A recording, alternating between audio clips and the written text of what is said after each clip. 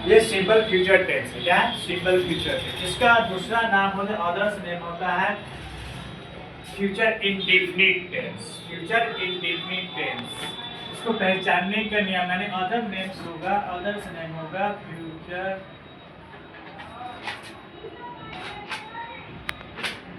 Indefinite tense और इसका दूसरा नाम होगा फ्यूचर इंडेफिनिट टेंस। पहचानने का नियम कैसे पहचानेंगे? पहचानने का नियम, जिस हिंदी, जैसे इसका पहचानेंगे, जिस हिंदी क्रिया वाक्य के अंत में का, गे, गी आदि लगा हो उस क्रियानुवाद फ्यूचर सिंपल फ्यूचर टेंस में होता है, यानी फ्यूचर इंडेफिनिट टेंस में होता है।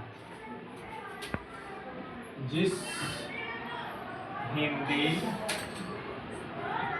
क्रिया वाक्य के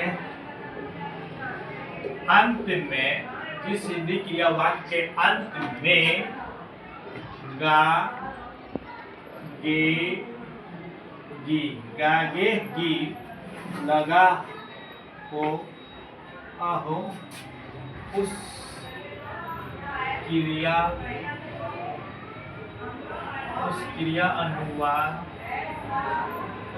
अनुवाद सिंपल फ्यूचर टेंस में होता है। पहचाने के कैसे? जिस हिंदी क्रिया वाक्य के अंत में गा, गे, गी लगा हो उस क्रिया अनुवाद सिंपल फ्यूचर टेंस में होता है। किस टेंस होता है? फ्यूचर, माने फ्यूचर के मतलब होता है भविष्य। अब इसका अर्थ है बनाने के नियम। कैसे बनाने के, जो वाक्य रहता है तो उसको कैसे पहचानेंगे? कैसे पहचाने? मेथड है structure of simple future tense. Structure of simple future tense, इसको दूसरा कहेंगे मेथड कहेंगे। मेथड कहेंगे यानी बनाने का नियम है। Method of simple future tense. पहला होता है अफर्मेटिव सेंटेंस।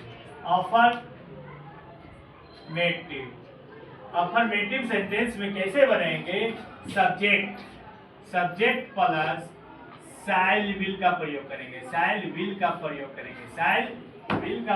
करेंगे प्लस वर्ब वन करेंगे, तब ऑब्जेक्ट का प्रयोग करेंगे। शैल विल का प्रयोग वहां करेंगे आई और वी के साथ शैल का प्रयोग करेंगे। बाकी we, you, they, he, she, it and third person plural number आएगा तो वहां पर विल का प्रयोग करेंगे। निगेटिव सेंटेंस कैसे बनेगा? Negative subject plus shell will plus not plus verb one plus object डालेंगे। इंट्रोगेटिव सेंटेंस आएगा तो सब्जेक्ट प्लस इंट्रोगेटिव आएगा तो सब्जेक्ट नहीं। शैल विल का प्रयोग करेंगे, शैल विल का बाहर कर देंगे इसको। शैल विल प्लस ये सब्जेक्ट डालेंगे। क्या डालेंगे? उसके बाद ये सब्जेक्ट डालेंगे, उसके बाद वर्ब वन डालेंगे तो ऑब्जेक्ट डालेंगे। अंडरस्टैंड? और क्वेश्चन के अंत में जो सेंटेंस रहेगा बनाएंगे उसमें हमको क्वेश्चन मार्क आता है। हिंदी में रहेगा जो सेंटेंस रहेगा तो उसको कन्वर्ट करने का तभी दोनों में रहेगा। Negative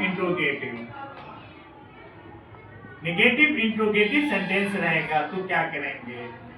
shell will plus subject plus not plus verb one plus object डालेंगे। अब WHO आएगा question, WHO yes no question आएगा। What, when, who, why, where, how. What, when, who, why, where, how, which, how, उसके बाद शैल will का प्रयोग करेंगे, उसके बाद सब्जेक्ट का प्रयोग करेंगे, उसके बाद वर्ब वन करेंगे, उसके बाद ऑब्जेक्ट करेंगे, क्वेश्चन मार्क डालेंगे। समझे? यूज ऑफ, अब देखो use of shell will, use of shell will of subject माने आई और वी के साथ जो हो करेंगे हम शैल का प्रयोग करते हैं। समझे?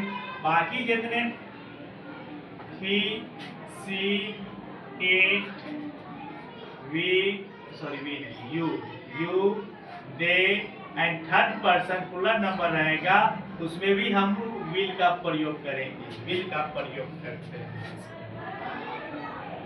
अंडरस्टैंड? Yes sir. ये हमारा सिंपल फ्यूचर टेंस का हो गया।